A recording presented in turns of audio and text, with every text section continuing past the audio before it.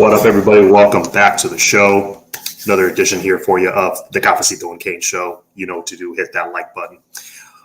We are here to discuss, of course, Miami's victory over Duke. I don't know if you would call it a dominant victory. I don't know if you would call it at very least a dominant second half for sure. Miami did pull away, cover the spread. The spread, I think, ended up being like 20 and a half, 21 and a half. They ended up winning by 22. So once again, third week in a row, they do cover the spread. So that's a positive thing. Great second half. First half, I don't know what the hell that was. We'll get into that for sure. But as the people trickle in here to the comments, please let me know your overall thoughts on the game. Any questions for me, we'll discuss on air. But I listened to Coach Cristobal's post-game press conference, and he mentioned some of the stuff that is concerning the fans, especially from that first half on defense. And he was pretty straight up. He just said, Duke kept taking advantage of matchups. They, we were in man a lot of the time, which, we're aware that you're in man a lot of the time. Not a lot of zone. And they took advantage of that man coverage. They created a lot of mismatches. They started chucking it down the field where, they're a team that relies a lot on the quick game. They made that adjustment to throw it down the field. There was that one play where the running back was matched up on Kiko for a long pass play, and that kind of ignited that 28-3 run that Duke went on. So they had to make adjustments to that. He talked about there being adjustments going back and forth, which I did see. And he said that the defense and the coaching staff did have to do a better job of disguising stuff, throwing different looks out there, changing some things up a little bit. But yeah, no, definitely that first half was a struggle. And to their credit, I don't know what they did, but the defense finally did start making plays. It all started with that goal line stand in the second half, where I believe we had taken the 32-28 lead. They drove on us. They had first and goal after that face mask by Tyler Barron. They had first and goal on the 4-yard line. And we ended up stopping them on 3 consecutive plays and forcing a field goal. I was surprised. I thought they were going to go for it. But the coverage on those 3 plays, if you notice, was perfect. Perfect coverage. Defense did a great job there and ended up forcing a field goal. That was a huge W for the defense. After that, of course, you had, I think that was the long bomb of a touchdown to Jacoby George to make it 38-31. And that was pretty much all she wrote, because it was all Canes after that. So that was a big win by the defense. And then after that, the defense started getting a little more pressure, started getting some takeaways, and then we were on a roll. So to their credit, they did once again do something at halftime that worked. That being said, I don't like looking at football is a game that there's a lot of moving parts, and I don't like looking at stats at face value because it requires a lot of context. But I do believe in looking at trends. So I looked at the last 6 games. What these last 6 games have in common, most of them, is us not getting off to the best start in the first half, but then coming back and having a dominant second half. So I went back to the USF game. If you remember, in that game in Tampa, we got off to a slow start, and it was that bomb to Sam Brown at the end of the first half that really ignited the team. So I looked at, from the USF game on, how we did in the second half alone. Because yes, this team has had its struggles, especially on defense in the first half, but you got to look at the positive too. They are adjusting and having great second halves pretty consistently. So against USF, Miami outscored the Bulls 28-0. Against Virginia Tech, Miami outscored them 21-10. The Cal game, Miami outscored them 29-17. Louisville, it was actually tied 28-28, but that game was a back-and-forth shootout. FSU, Miami outscored them 19-7, where they mainly just ran the ball. And finally, against Duke, Miami outscored them 36-10 in the second half. I added that all up. That is a combined total of Miami 161 and their opponents 72. Again, Don't always believe in looking at individual specific stats and just taking them at face value, but I do believe in looking at trends.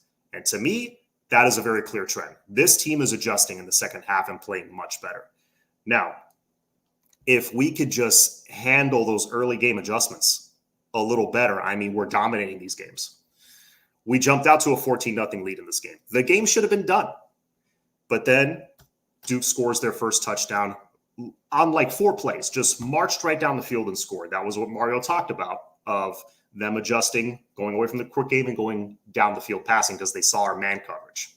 They saw us playing up on the line, and they're like, oh, there's a couple matchups we could take advantage of here. Because our linebackers are not at the point where we can just run with wide receivers. We don't have those guys yet. Not enough of them. Popo, I believe, was out for this game. I mean, I saw him in street clothes on the sideline, so not having him available probably hurt as well. Kiko probably needed to be out there a little more than he needed to. But all in all, Miami did get the win. They did pull away. They started hitting some big plays, and they got the 3-touchdown win. So overall, yes, I am happy we got the win. There are nitpicky things that we need to get into that they need to fix. But I mean, heading into the season, if you told me that we were going to be 9-0 at this point, I would say, I don't care how ugly it is, I will take 9-0. Yes, give me that. Hell, if you tell me, look, they're going to go 13-0 and win the ACC, but every game's going to be a nail biter, say no more. Yes, I want that. That's fine. I will take that all day. So 9-0, and now one of the final 2 remaining undefeated teams in conference play in the ACC. It's just us and SMU left. Clemson with a huge loss last night against Louisville, so that's big for us. Appreciate the content and motto. 100% agree. Adjustments are key. Yes, sir. Yeah, going to the first into halftime with the lead, it means nothing if you can't finish. It's a 4-quarter game, and Miami always finishes and outlasts their opponent. So that's saying something. And I don't know if you guys noticed that. That's another thing that I do commend Coach Cristobal for, and this strength and conditioning staff more specifically. Their team, the opponent, really, it doesn't matter who it is. Our opponent is always huffing and puffing in the 4th quarter. Us, we look fresh. That's big. If we would just play cover 2 in the beginning, this game would have been over at the half. You're probably right. Definitely didn't mix it up enough. Like Coach Cristobal said, they needed to do a better job of it in the second half, which they did, to their credit. I don't know why it took so long, though. I don't know why it took so long, because you had a couple of longer drives by the offense where you had some time on the sidelines to just make a couple of tweaks. I know it's hard. It's really hard in game to do. It's what I'm saying is easier said than done. I realize that, but you had time to try some things, and they were just picking us apart in the flats. I didn't like seeing that. So I don't know, that definitely bothered me. Also, like whenever we see a couple of receivers stacked on one side and there's one DB over there, it's like, hello, they're gonna go to that guy. Sure enough, they hit us with it like at least 2 or 3 times for big gains. One of them was for a touchdown, just a little dump off. They were killing us with those little dump offs and swing passes. I'd like to see the younger players on the back 7 of our D play more. I like the aggressive play from them. Yes, Brandon, I assume you're mainly talking about Zaquan Patterson. The dude should be, and I'm usually not, like, if it's close, I opt for experience. Definitely, I'm in favor of playing younger guys and giving them some burns so they learn the game, so they get used to the speed of the game. But this is a case where Zaquan Patterson is, I think, outplaying the other safeties on the team. At this point, he should be starting. What do you have to lose? He should be getting starter snaps. Cam Pruitt, I liked his play. The little bit of him I saw like towards the end of the game. I think Pruitt should be playing a little bit more. Hopefully we get Popo back soon. That's another young guy that I like to see playing more. Just giving those guys some burn, because when they come in, the coverage is noticeably better. Why not? And I know the older guys, they don't want to come off the field because they don't want to lose their job. I totally understand that, but that's on the coach at the end of the day. Morning, want to know every week if Guidry could manage to have the defense play like they do in the second half and the first half, we'd be national title contenders. Yeah, again, Robbie, that's it's those late first quarter, early second quarter adjustments that have been killing us. It's like we seem to, at least the last couple of games, like dating back to, I would say, Louisville or even Cal, like you saw how easily we scored in that first half or that first quarter. Go back to those games and it's like we're jumping off to a fast start. We're getting a 7-0 lead, 14-0 lead, but then they adjust a little something and then they answer back. Then it's 14-7, 14-14, or then maybe we lose the lead. A lot of that's been happening where I would say dating back to you could say the Virginia Tech game. I would say the USF game was the only one that was a slow start from the get-go, maybe. We should have just throttled USF from the very beginning. But Virginia Tech, I think we jumped out to a 14-7 lead. No, they scored on us first because of the fumble. That's right. But Cal, we jumped out 7-0. Louisville, we got a 3-0 lead. Then they made it 7-3. That was just a back and forth shootout. FSU jumped out to a 14-0 lead. Duke, we jumped out to a 14-0 lead. It's those initial adjustments right after that, like the scripted plays that seem to be getting us. We come in with a good game plan. Good game plan to start. We're executing it. It's just right after that. That next chess move is where we're struggling for whatever reason.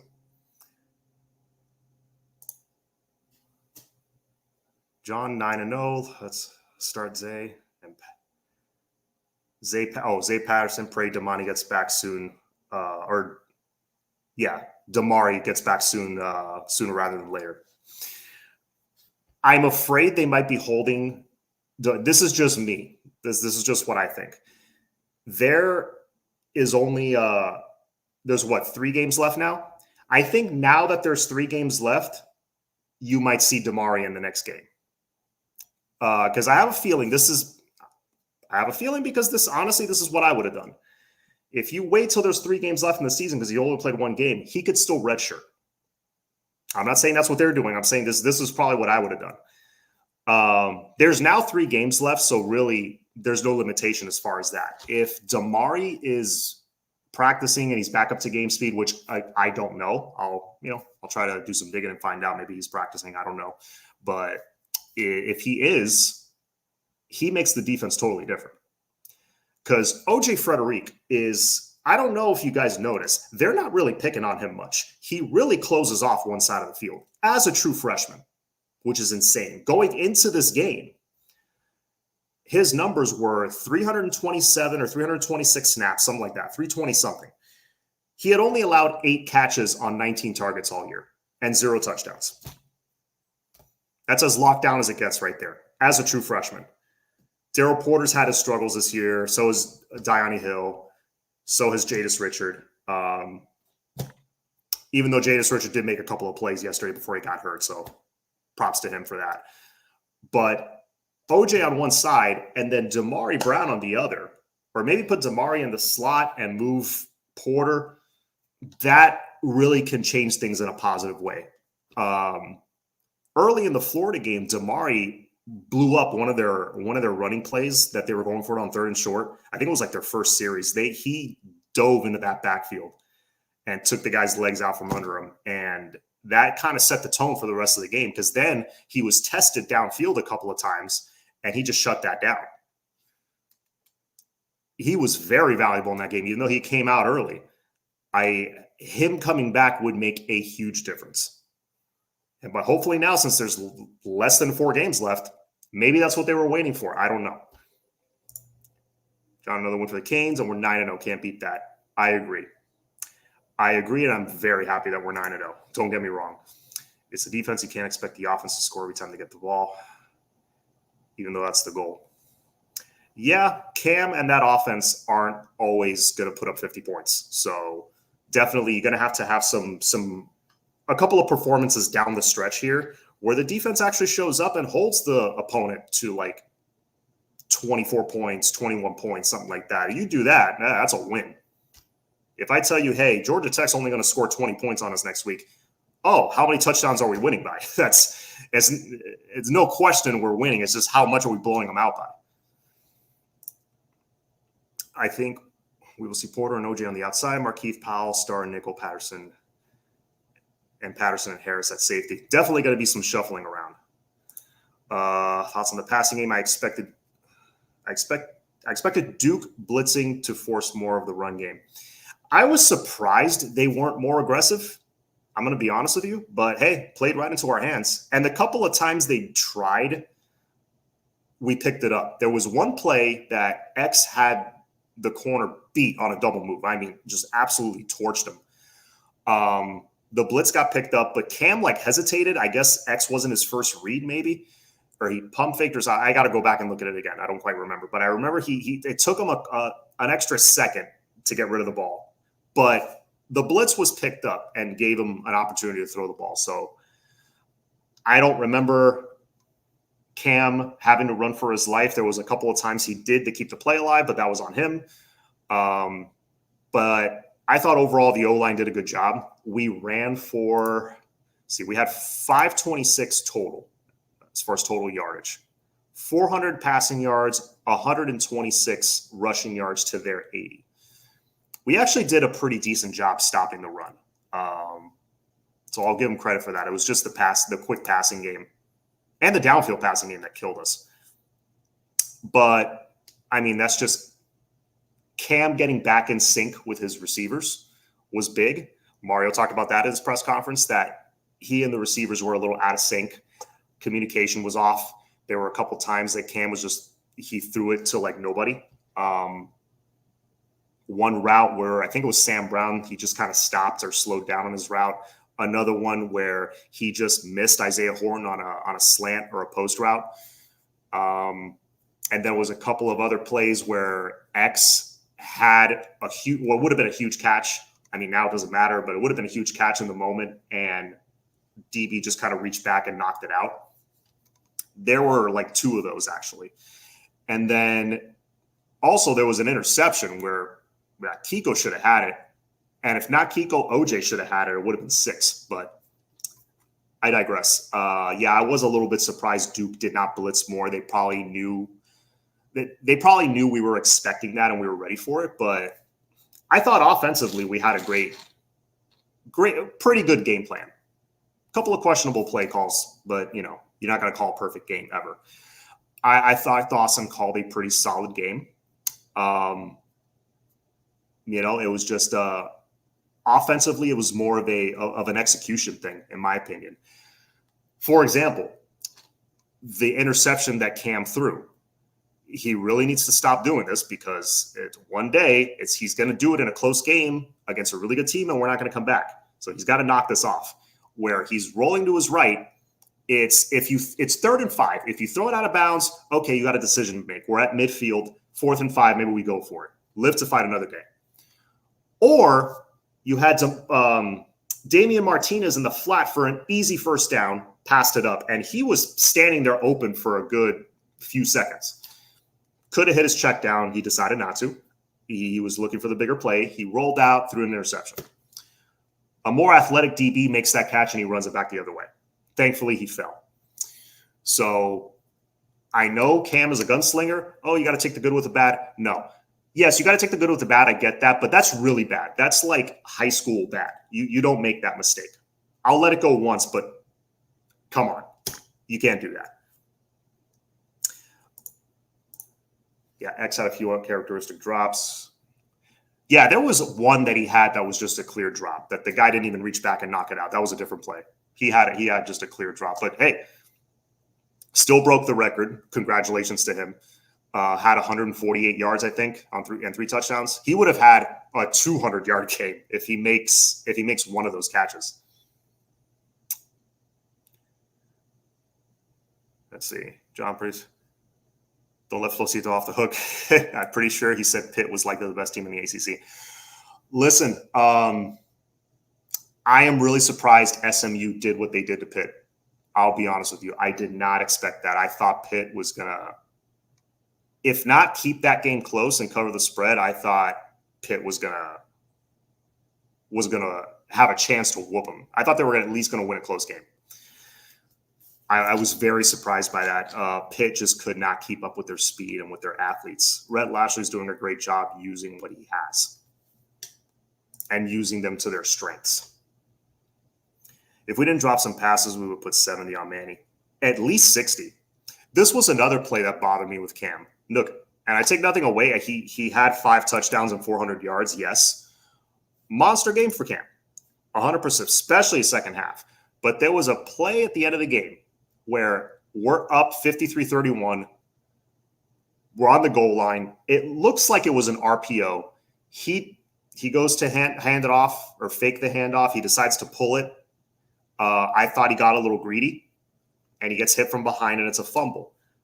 Ended up not mattering with the outcome of the game, but the O-line got some push. If he just hands it off, running back probably scores or at least gets really close to the goal line.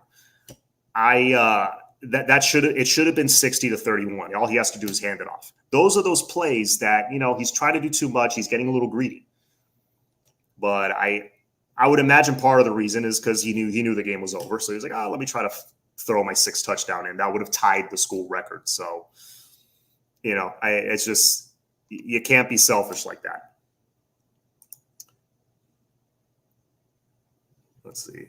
Flo called it about SMU before the year. Yeah, he did. I will give Flo credit there. He said that they were going to go 11-1 or something. I could see it going into the season only because they were playing nobody, but I still needed to see them play a few games. Flo called it a while ago. SMU Canes minus a QB. All the best players are former Canes. Elijah Roberts, Brashard Smith, Keyshawn Smith making some plays. And then a few other of their own guys. But yeah, there's 3 or 4 former Canes in there that are contributing for sure. SMU's defense doesn't worry me. Offense is legit. Their defense isn't that bad, I got to say. Their defense does enough to win them games. I wouldn't take them lightly at all as a team. Yo, what's up, Anthony? That fumble was worse. Yeah, that's what I was talking about. No reason to pass there. Just run and kill the clock and score. You were on the 2 or 3 yard line, something like that. We were inside the 5. If he hands it off there, I think he's in because the O-line got some push. 60-31 would have looked a lot better. G-Tech worries me. If you come out flat against Haynes King, makes it back to play that. Yeah, so Haynes King, they're probably saving him for the Miami game. I wouldn't doubt that. But yeah, if we come out flat and Haynes King comes back, yeah, that could definitely be a challenge.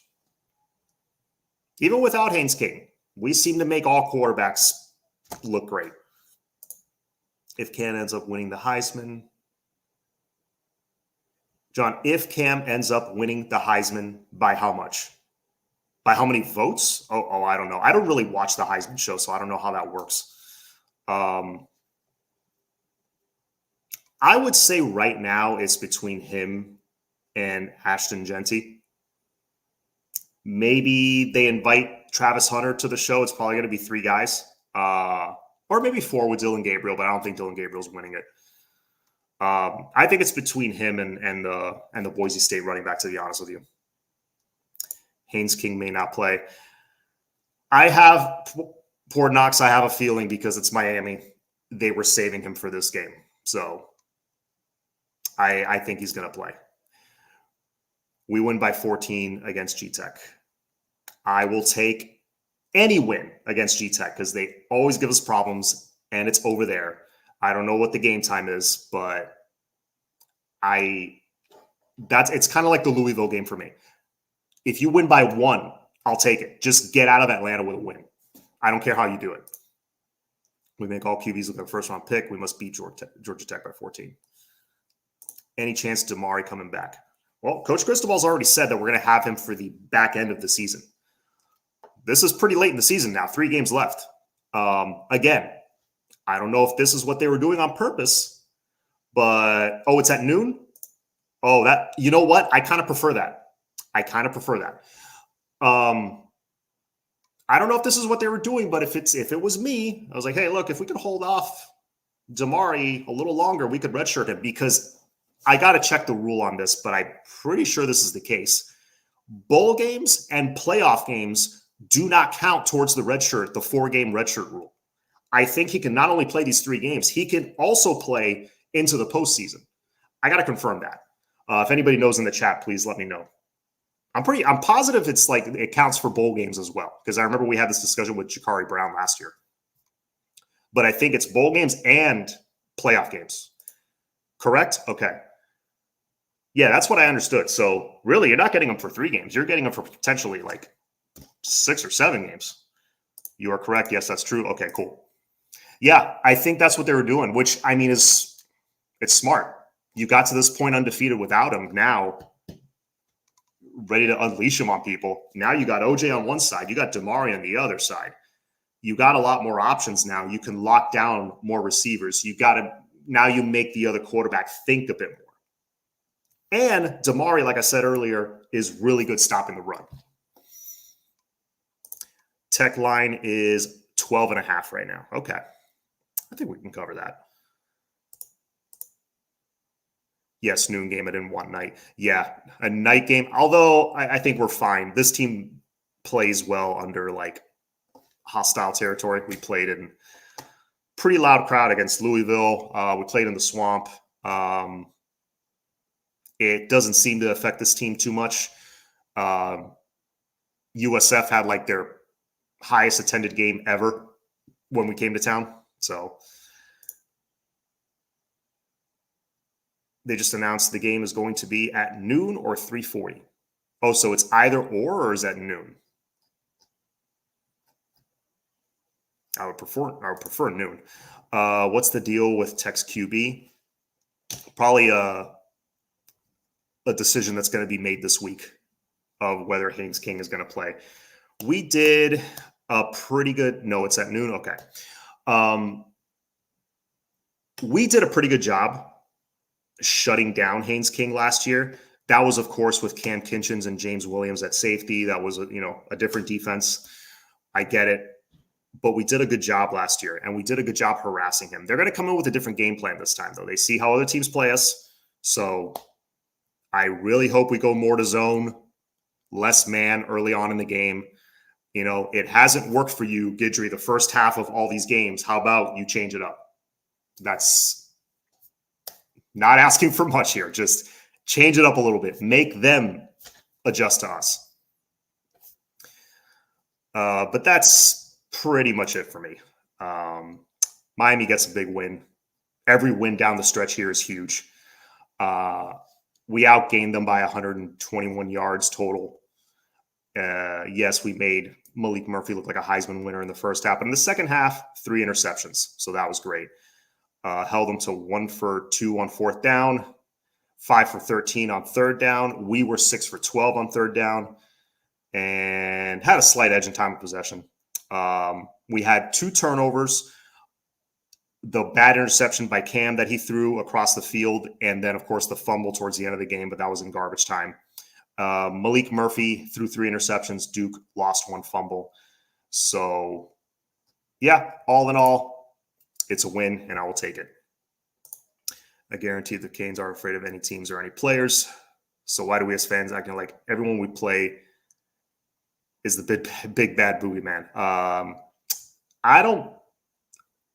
It's not that the fans are thinking that every team is the boogeyman. We just know what we've seen the last 20 years. And we know certain schools have given us problems. Georgia Tech is one of those schools. It's a game we should win by 2 or 3 touchdowns. I 100% agree with you, Willie. But are we going to have a repeat of the past? Are we going to have a repeat of the first half of the last few games where maybe we don't come back this time? You can't keep playing with fire like that. You got to get ahead and stay ahead. Okay? Your guys have to make plays. So that's what it is. I don't think any fans are like afraid of Georgia Tech. It's definitely a game we should win convincingly. It's just which Miami team's going to show up, I think, is the concern here. Just because it's announced at noon, I thought sometimes college football changes times last minute the day of the game. That's pretty rare. Once they announce it officially, that was something they did in the past, I think, because they used to announce the game times way in advance. Now they do it like the week of. So that's why. How you finish is what matters. 9-0. Yes. Danny Mias gave X his flowers after the game yesterday. I respect him for that. Yeah.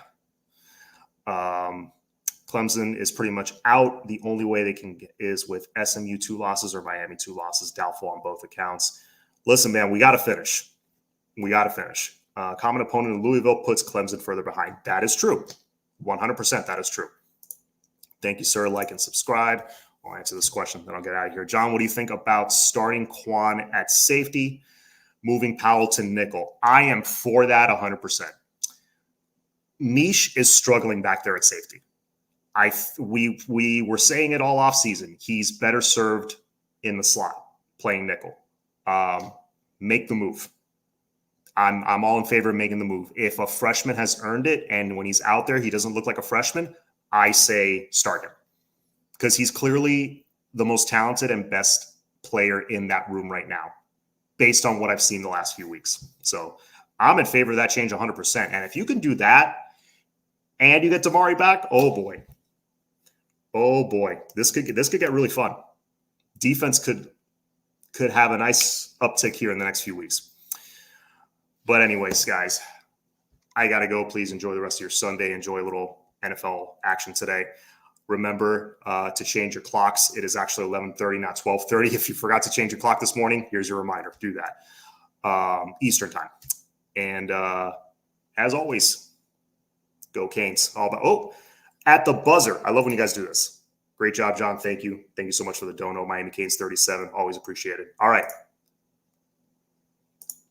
Let's get these comments out of here. All right. It's all about that U. Beat Georgia Tech. Oh, before I go, glad I remember this. I'm going to be out of town next week. So no Tuesday show this week. No Sunday show next week. I will be out of town. I'll actually be out of the country. A little vacation with the wife. But I'll be gone for 8 days, but I will be back right after the Georgia Tech game, maybe a couple days after that. And, we'll discuss, but I will be watching. Anyways, now for the final time, all about that U. Go Canes. Have a good day, everybody.